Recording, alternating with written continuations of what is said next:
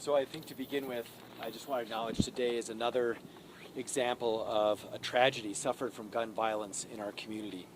Now, in this case, we had the life of a community member was taken and others were put in danger, as were our officers, because of gun violence. Now, first and foremost, we're praying for the victims and their families and also this neighborhood. We know that this was an extremely traumatic situation for the neighbors here. We want to assure them that we believe they are all currently safe. We took our time to make sure and do that. But we also know that 2 of our officers were hit. Fortunately, they are doing okay. They did not require serious medical attention. We can give you some details on that later. But I want to make sure we all thank our officers. They ran in and prevented something that could have been very, very dangerous for this entire community. And fortunately, they're okay. They did an outstanding job, as far as we know, making sure that this neighborhood was and is safe given what happened. And so we really appreciate, especially those 2 individual officers who were hit. And again, this is very challenging for them and their families, even if they're okay. And so keep them in your prayers tonight. And certainly they have the gratitude of the city of Albuquerque and the state of New Mexico.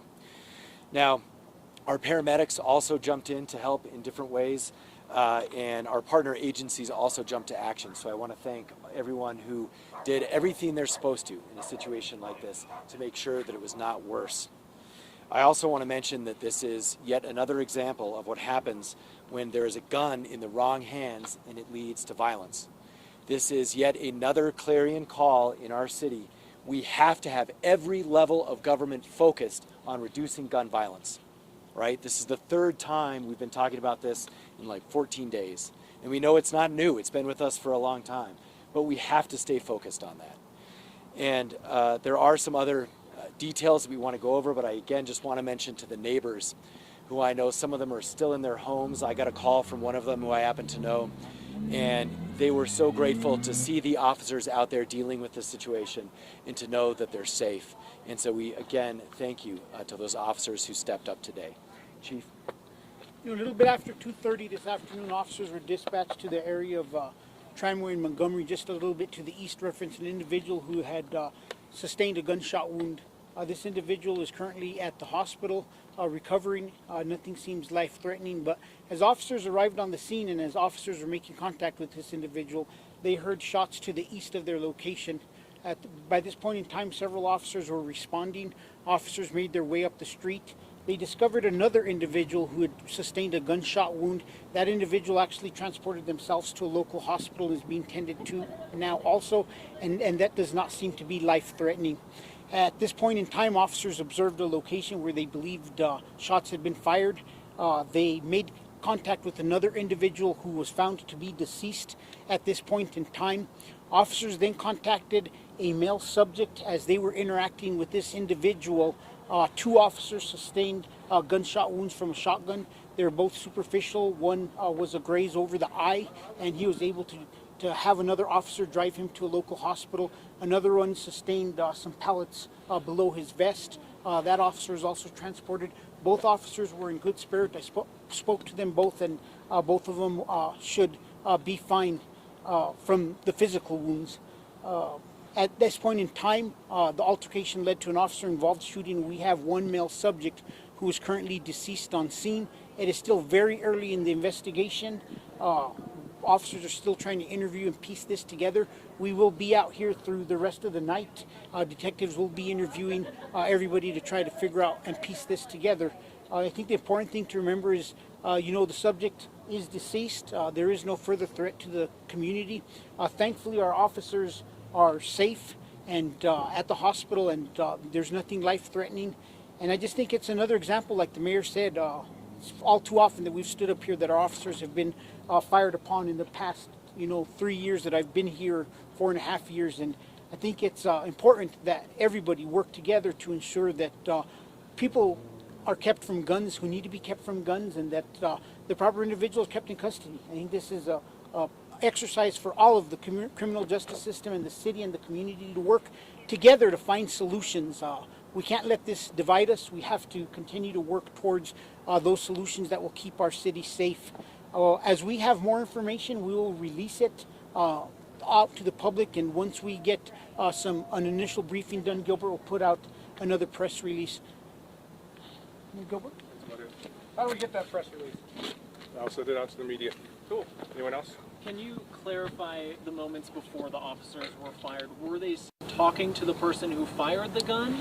Still way too early for us to know exactly what occurred. We know there was some kind of interaction, and we don't know how it escalated or how it turned into an officer-involved shooting.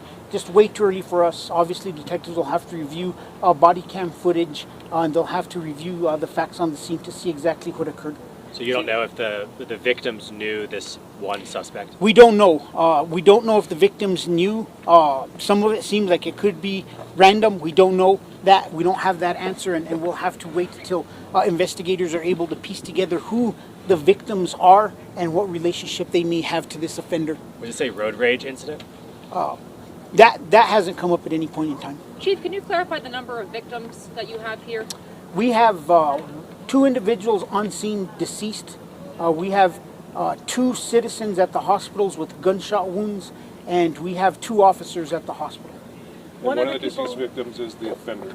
Okay. And one of the deceased is the offender. So one victim dead, one suspect dead, and 2 civilians injured. Yes.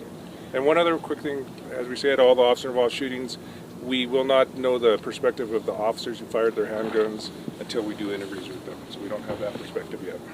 Is it correct to say that the offender fired at the officers, injuring them, and then the officers fired back? Is that? I would say that, logically people could piece together if officers sustained gunshot wounds that at some point in time somebody fired at them.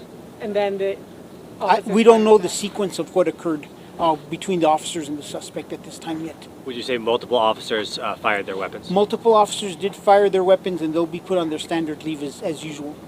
Did you guys know the suspect at all? I haven't even gotten that information yet. We haven't had any positive ID on the individual, and we're still waiting to see what information we could find out from that. What is the gender of the victims, of the 2 people who are injured and the person who was killed? I believe we have two males and 2 females. One deceased female, one deceased male, who we believe is the offender, and then a male and a female injured. We've heard reports of a silver SUV that was firing shots through the community. Has that been confirmed in any way? I don't think that has been confirmed. And I've also heard that those officers took somebody out of a silver SUV, like right up there. Can you talk about that scene? What was that? Don't know any details to that. Chief, As are I both said, of we your still need to go through our briefing and get some of those details. How quickly was SWAT here? I don't know how quickly they were here. Were they involved? Chief, are both of your officers men or women? Our injured officers were 2 male officers, and tactical was en route as quickly as possible. The scene with the suspect, was that at a house or on the street? It was on the street, but it was focused on a house that the individual had entered into. So that is important to know. I mean, this is in a residential area right here, and then we do have the police substation right there. So officers were on scene pretty quickly. Did the suspect live at that house? We don't know that. I mean, it's too early for us to tell. We But don't he's even have a entered positive ID on the individual yet. But he'd entered that house. Yes, we believe he had And then entered he came the home. back out. And then he came back out, as far as we know. So there were more or less 4 kind of scenes, if we could say that. There were the 3 scenes of the 3 people who were shot, and then there's the scene of the shootout with officers. Is that correct? Too soon. That's too soon to tell. I don't know how far distance the deceased Where were. could you give us any other locations Just of where? to the east of us and one of the side streets. And then coming this way, coming toward Tramway. Yes, Pretty much all along Montgomery. all along Montgomery and one of the side streets. Chief, we had heard from neighbors that the police were being threatened by a hatchet from one of the subjects. Is there any confirmation on that? We don't have any confirmation on weapons yet.